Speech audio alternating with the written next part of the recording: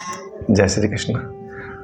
जैसा आप सबको विदित है कि मैं वेद पुराण और गीता, छोटे छोटे से उपनिषद से ली हुई कहानियाँ, उनके प्रसंग आपको सरल और अपनी भाषा के अंदर, क्योंकि बहुत सारी वीडियोस अपलोड होती है यूट्यूब के अंदर, हम लोग देखते ही हैं, लेकिन हर का अपना कहने का और सुनाने का अपना अलग अंदाज होता है।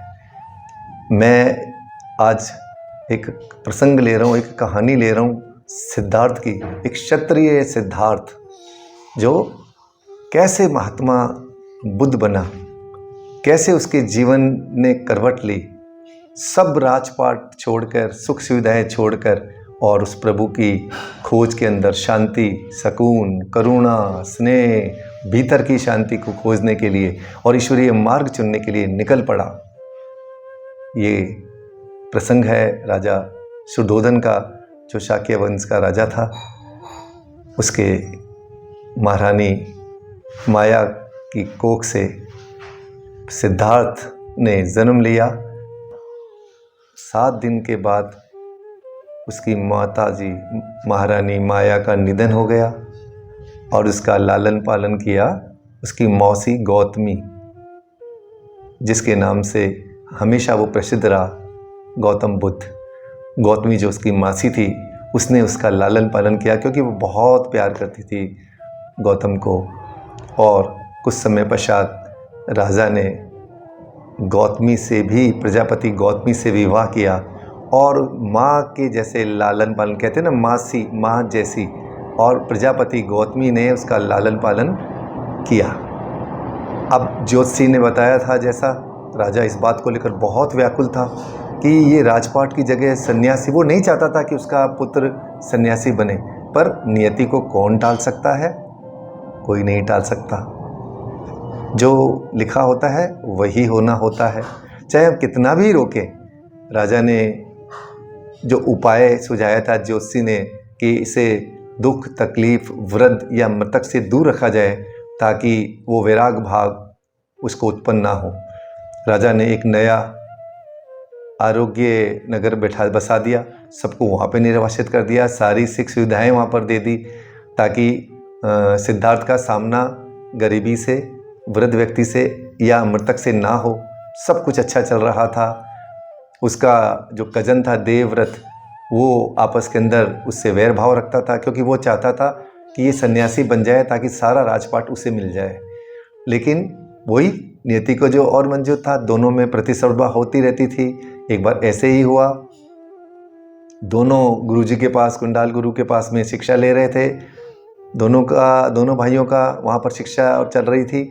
अब दोनों घुड़सवारी के अंदर क्षत्रिय थे, घुड़सवारी के अंदर तीरंदाजी, धनुषधारी और शस्त्र विद्या में निपुण हो गए। लेकिन कहीं ना कहीं उसके भीतर में सिद्धार्थ के मन के अंदर करुणा, स्नेह और दया कूट कूट कर भरी हुई थी।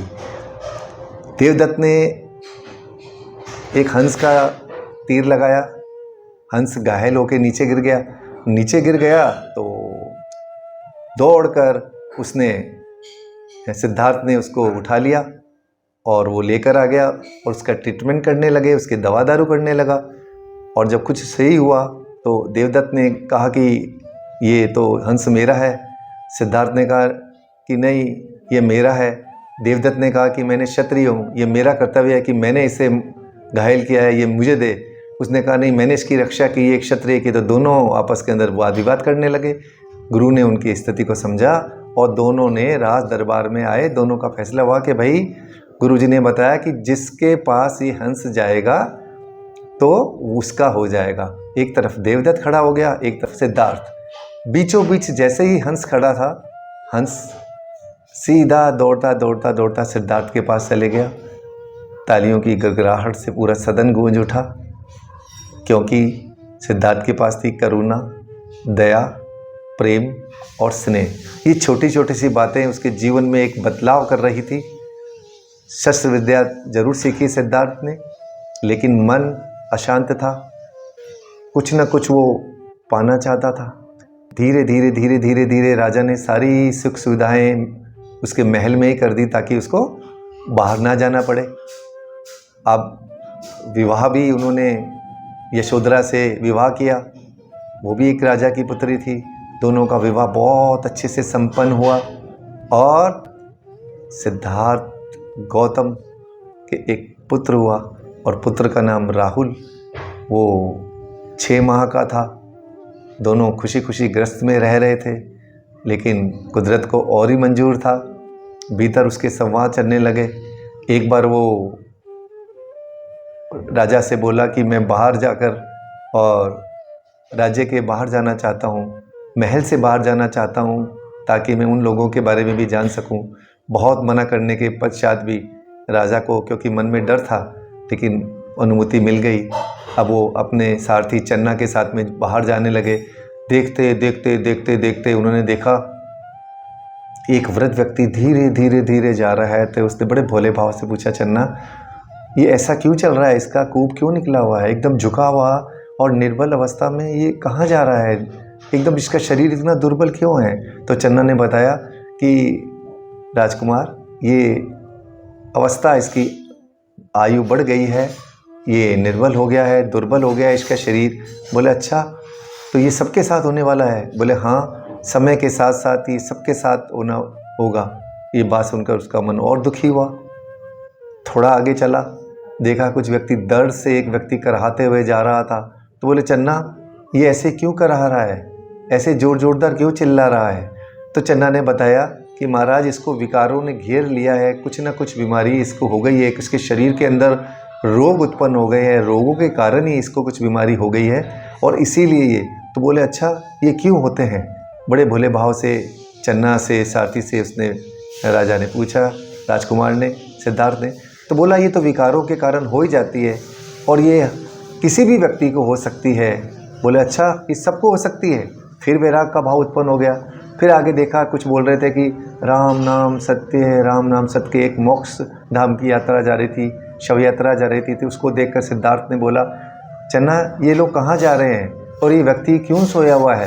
तो उसने बताया कि मृत्यु शैया के ऊपर सोया हुआ है, इसका समय पूरा हो गया है। तो बोले अच्छा, तो ये समय इसका कब पूरा होता है और उसको कहाँ जा रहा होता है। अनेकों सवालों का जवाब चन्ना भी नहीं दे पाया। तो उसके मन में फिर वैराग हो गया कि ये हमें भी एक दिन मरना ही पड़ेगा। फिर आगे गया चन्ना के साथ में।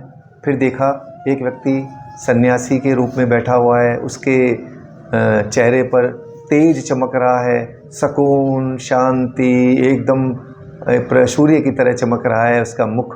चन्ना से वो पूछता है, चन्ना ये कौन है। तो चन्ना ने बताया कि ये सन्यासी है, ये सब सांसारिक कार्य छोड़कर, संसारी सब चीज़ों को छोड़कर उस शांति और सुकून की खोज में, परमात्मा की खोज के अंदर मदमस्त है, इसलिए इसके चेहरे पर सुकून है। उसको देखकर बहुत अच्छा लगा कि इसके चेहरे पर कितना तेज है सन्यासी के।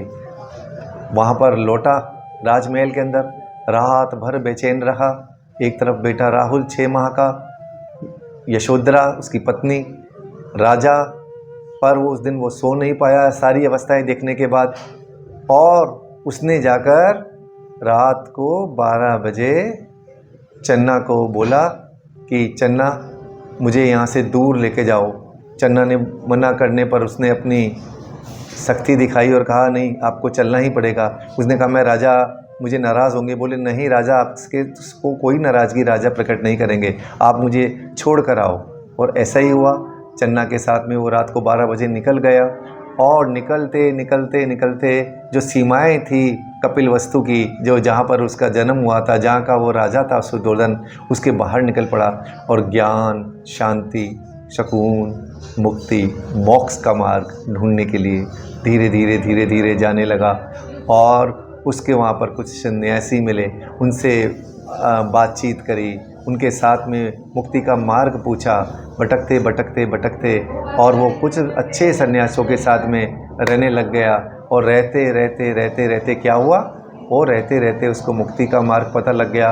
वो ध्यान को अंदर मन से शांति मिलने लगी और ज्ञान की खोज के अंदर वो तृप्त हो गया। और उसका शरीर बिना भोजन के पता भी नहीं चलता, कई दिनों तक वो मेडिटेशन से उस परमात्मा की खोज में लगा रहता था और शरीर उसका एकदम दुर्बल हो गया। तो उसने देखा कि मुक्ति का मार्ग अगर अस्वस्थ हो गया। तो उन्होंने कहा ये मुझे ज्ञान और सच्चा मार्ग मिलेगा, पर इसके लिए शरीर भी बहुत ज़रूरी है। और उसे ईश्वरीय ज्ञान तो प्राप्त हुआ, लेकिन वो क्या उसने सोचा कि इस दुर्बल शरीर से मैं क्या करूं। फिर भीतरी मेडिटेशन से बैठा और आया कि क्यों ना मैं इसका ज्ञान, ईश्वरीय ज्ञान, शांति, सुकून, मोक्ष, मुक्ति और भीतर की सच्चाई आम जनता को, आम लोगों को इसका मार्ग बताऊं। और फिर वापस उन्होंने कुछ भोजन किया और वहाँ से उठकर वो एक नई राह की ओर चले पड़े। और वहाँ पर सब कुछ छोड़कर जहाँ भी जाते तो वही कहते कि माँ भगवते भिक्षा दे, भिक्षा भिक्षा मांगकर अपने जीवन का निर्वाह करते। उनको ईश्वरीय ज्ञान के बारे में बताते, ईश्वरीय का मार्ग, शांति, सुकून और भीतर की शांति का खोज बताते। और उन्हें बताते धीरे धीरे जो उनके ज्ञान का प्रकाश था वो चारों ओर फैलता गया। जब सबको पता लगा, जो भी उनकी शरण में आता और सबको ईश्वरीय ज्ञान की खोज के लिए, लोगों को जागृत करने के लिए, मार्ग बताने के लिए, सच्चा मार्ग बताने के लिए, ज्ञान, शांति और भीतर का आंतरिक मार्ग बताने के लिए वो निकल पड़ते थे। धीरे धीरे प्रसिद्धि हुई उनकी। और एक बार उनके मित्र, राजा शुद्धोधन का मित्र ने बताया कि वो उस जगह पर हैं पास में ही। तो उन्होंने उसको आमंत्रित किया, उसके मित्र ने, और उसने कहा कि मैं ज़रूर एक बार वापस कपिलवस्तु आऊँगा, और पर वही को राजा बन के नहीं, मैं एक भिक्षुक बन के आऊँगा। और वो वहाँ पर आए। तो आने के बाद उन्होंने अपने प्रणाम किया और उन्होंने शुद्धोधन ने कहा कि क्यों, तुम तो राजा हो, तुम भिक्षु बन के? उन्होंने कहा नहीं, मैं एक साधारण सा भिक्षु हूँ, अब मैं राजा नहीं हूँ। ये देखकर जब उनसे मिले उनकी पत्नी यशोधरा से, तो उनका यही था, उनकी मन की पीड़ा यही थी कि एक बार तो मुझे कह के देखते आप कि आप इस मार्ग की ओर जाना चाहते हैं, लेकिन मैं कभी मना नहीं करती। लेकिन आप मुझे बिन बताए चले गए, ये पीड़ा मेरे जीवन में हमेशा रहेगी। फिर भी मैं कभी भी आपके जीवन की राह में बाधा नहीं बनूंगी, क्योंकि आप ईश्वरीय शांति, सुकून की ओर खोज करने गए थे। इस दरमियान वो 6 वर्ष का हो चुका था उनका बेटा राहुल, और वो भी, उनके पिता के भी, उन्होंने भी दर्शन किए। ऐसे धीरे धीरे करके वापस वो बढ़ता गया। अब कुछ समय पश्चात उनकी माता जो गौतमी थी वो पहुंची और उन्होंने बुद्ध को प्रणाम किया। महात्मा बुद्ध हो गए। उनका बेटा सिद्धार्थ अब महात्मा बुद्ध बन चुका था। बहुत सारे समानता, प्रेम और करुणा का भाव उनके चेहरे पर निखरता था। तो उन्होंने प्रणाम किया। तो उन्होंने कहा कि मैं भी आपके इस संघ में शामिल होना चाहती हूँ। पर संघ के नियम तो बहुत कड़े थे। उनके दूसरे लोगों ने बताया कि संघ के अंदर महिलाओं को हमने स्थान नहीं दिया हुआ है। इस पर बुद्ध बोले कि ये नहीं, ये समान अवसर महिलाओं को और पुरुषों के लिए बनने चाहिए। उन्होंने संघ के नियमों में कुछ बदलाव किए, 8 नियम और बनाए महिलाओं के लिए, ताकि उनकी मर्यादाएं रही। और उन्होंने उस समय से ही महिला एम्पावरमेंट के लिए महात्मा बुद्ध ने समान अवसर दिए।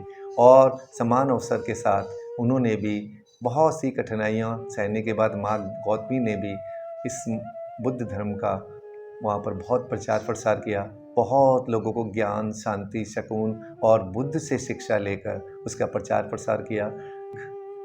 क्षत्रिय राजकुमार महात्मा बुद्ध बन गए। लेकिन हुआ ऐसे, कुछ लोग महात्मा की जो प्रसिद्धि से कुछ लोग जलते भी हैं। महात्मा के पास पहुँचे और बोले कुछ चमत्कार दिखाइए।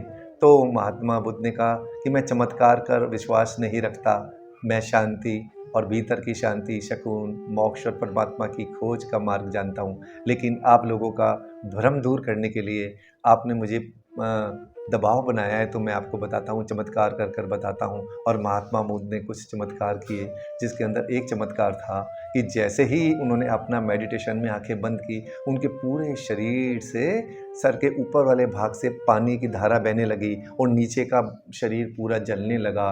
एक तरफ ये देखकर सारे जिन्होंने चमत्कार के लिए जो दबाव बना रहे थे वो आश्चर्यजनक रह गए कि एक ही साथ अग्नि और पानी एक ही शरीर से कैसे उत्पन्न हो सकते हैं। उन्होंने महात्मा बुद्ध को प्रणाम किया और उनको कहा कि वास्तव में आप महात्मा हो। और उसके साथ ही महात्मा ने दूसरा हाथों हाथ वहाँ पर एक चमत्कार किया। मेडिटेशन पे बैठे और हवा में चलने लगे। हवा में जैसे ही चलने लगे, जहाँ वो हवा में पैर रखते वहाँ पर एक कमल प्रकट हो जाता। उनकी प्रसिद्धि हर जगह फैल चुकी थी कि इनके ज्ञान और सागर के विराट व्यक्तित्व, विराट महात्मा हैं। पास में एक महिला आई जिनका बच्चा मृत हो गया था। वो रोते रोते आई, बोले किसी ने बताया कि महात्मा बुद्ध पास के ही जगह ठहरे हुए हैं। वो अपने मृत बच्चे को लेकर आई और बोली, महात्मा जी इस बच्चे को जीवित करो, मैं नहीं रह सकती, मैं नहीं रह सकती। तो महात्मा ने बताया कि ये मृत्यु अटल सत्य है। तो उसको रहस्यदायक ज्ञान दिया कि जाओ उस घर से भिक्षा लेकर आओ जिसके घर में मौत ना हुई हो। वो माता हर जगह चल भटकती रही, पूरे गांव के अंदर भटक कर वापस आ गई और प्रणाम किया। बोला ऐसा कोई जगह नहीं, ऐसा कोई घर नहीं मिला जहाँ पर मृत्यु नहीं हो। इसका भाव उन्होंने वो कहा, उसका मानसिक संतुलन ठीक हो गया। बोला मृत्यु तो अटल सत्य है, हर किसी के घर में हुई है। ऐसी छोटी छोटी सी ज्ञान के द्वारा महात्मा बुद्ध ने हमें अंधकार से प्रकाश की ओर लेकर गए। ऐसे बहुत से उदाहरण हैं जो हमारे जीवन को प्रभावित करते हैं। एक अनेकों छोटी छोटी सी प्रसंग है, कहानियां हैं। हम पढ़ते हैं कि महात्मा बुद्ध किस तरह एक साधारण व्यक्ति भी कुछ भी कर सकता है। इस प्रसंग से आज के परिवेश में हमको यही शिक्षा मिलती है कि जो भी हमारे मन के अंदर हो, हम दृढ़ निश्चय करें और होनी को कोई नहीं टाल सकता। जो नियति को मंजूर होता है वो ही होता है। जब नियति को जो मंजूर है तो हम हमारे अवसर, हमारा पूरी ताकत क्यों ना उसकी ओर लगाएं। क्यों हम विचलित हों, क्यों हम सुख दुख से परेशान होते हैं। सुख में ज़्यादा उत्साहित ना हो, दुख में ज़्यादा विचलित ना हो। सहज अवस्था रखनी चाहिए दोनों में। सुख और दुख, मृत्यु, ये सब हमारे एक कारण है, पूर्ण संचित कर्म है। हमें महात्मा बुद्ध की शिक्षाओं का ज्ञान आज भी हमें हमारे जीवन में इस तरह उतारना चाहिए कि जो भी हमारे पास में सुख दुख आएगा सबको हमें करना है और होनी नियति को कोई भी नहीं टाल सकता है। ये अटल सत्य है। ये थी दोस्तों महात्मा बुद्ध की एक कहानी, उनका प्रसंग जो हमें जीवन के अंदर एक बहुत बड़ा लेसन देती है, जो हमें सबक देती है, जो हमें सिखाती है कि बहुत सा जीवन के अंदर जो भी व्यक्ति दृढ़ निश्चय करता है, डिटर्मिनेशन करता है, वो पाकर ही रहता है। चाहे हम अपनी दुनियाओं में पूरी ताकत लगा दें उसको रोकने पर नियति को कोई नहीं टाल सकता। जैसे शुद्धोधन ने खूब कोशिश की कि वो सन्यासी ना बने, पर नियति चाहती थी कि वो राजा, एक राजकुमार, वो महात्मा गौतम बुद्ध बने और वो बने। इस तरह छोटी छोटे से प्रसंग कहानियाँ मैं आपको हमेशा सुनाता हूँ। आप मेरी वीडियो को लाइक, शेयर, और मैं हमेशा कहता हूँ कि कुछ इतना सा सहयोग करें ताकि मेरी और वीडियोज़ में अपनी भाषा के अंदर सरल शब्दों के अंदर आपको बता सकूँ। आपको केवल सब्सक्राइब करना है, कमेंट करना है, लाइक करना है, सिंपल, बस, और कुछ भी नहीं। आपसे सहयोग चाहता हूँ। नई कहानी के साथ फिर होऊंगा हाजिर। तब तक बुद्धं शरणं गच्छामि, बुद्धं शरणं गच्छामि।